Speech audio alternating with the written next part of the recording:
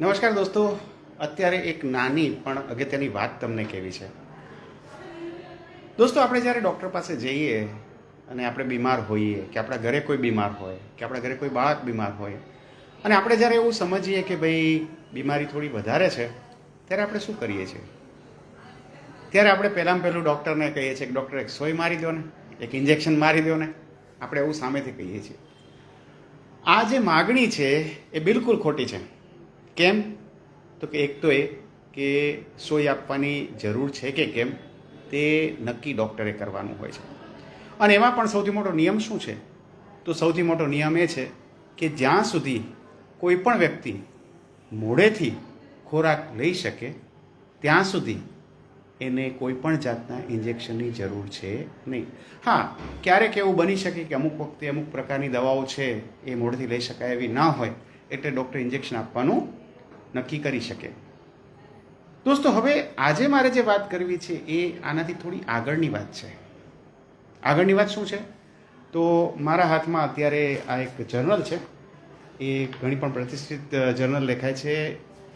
એનું નામ છે ઇન્ડિયન પીડિયાટ્રિક્સ. અને એમાં બહુ જ સરસ એક આર્ટિકલ છપાયો છે અત્યારે.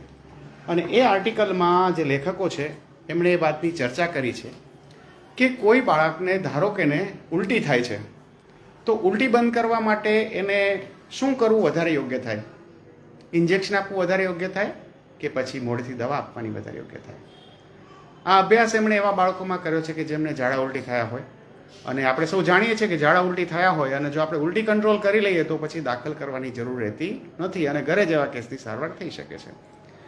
તો આ અભ્યાસ પ્રમાણે એ લોકોને એવું જાણવા મળ્યું કે આપણે ઇન્જેક્શન આપીએ કે પછી આપણે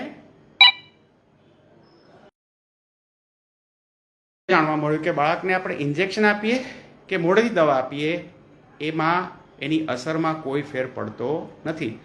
મતલબ કે જ્યારે ઉલટીની તકલીફ હોય ત્યારે આપણે ઇન્જેક્શન આપવાની જરૂર નથી. આપણે માત્ર ને માત્ર મોઢેથી આપવાની જે દવા છે ઉલટી બંધ કરવાની, એનાથી જ આપણું કામ થઈ શકે છે. અને જો કામ એનાથી નથી થતું તો પછી ઇન્જેક્શનથી પણ એ કામ નહીં થાય. મતલબ કે જો મોઢેથી લેવાની જે ઉલટીની દવા છે એ જો કામ નથી કરતી તો પછી એવા બાળકને દાખલ જ લેવું પડે. તો આ ખૂબ જ અગત્યની માહિતી છે. એટલા માટે અગત્યની માહિતી છે કે આપણે ઘણીવાર ઉલટીનું ઇન્જેક્શન અપાવવાનો આગ્રહ રાખીએ છીએ.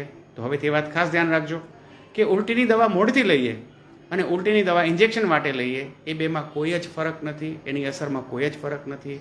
ઇન્જેક્શનથી દવા લઈએ ત્યારે વધારાનો દુખાવો છે, વધારાની પ્રીક છે અને ઇન્જેક્શનના પોતાના જોખમો અલગ છે, એ પણ આપણે જાણીએ છીએ. તો એવી પરિસ્થિતિ ઊભી થાય કે તમારા બાળકને કે તમારા કુટુંબમાં કોઈને ઉલટીઓ થતી હોય તો મોઢેથી લેવાની દવાથી જ કોશિશ કરવાની છે, ડૉક્ટરને પૂછીને. અને જો એ કોશિશ અસફળ થાય તો પછી એવા કેસમાં દાખલ કરી અને બાટલા આપવા પડે. તો આટલી નાની વિગત આજે જણાવવાની હતી. તો કુટુંબીઓ સાથે આ વાતને શેર કરજો. Thank you so much.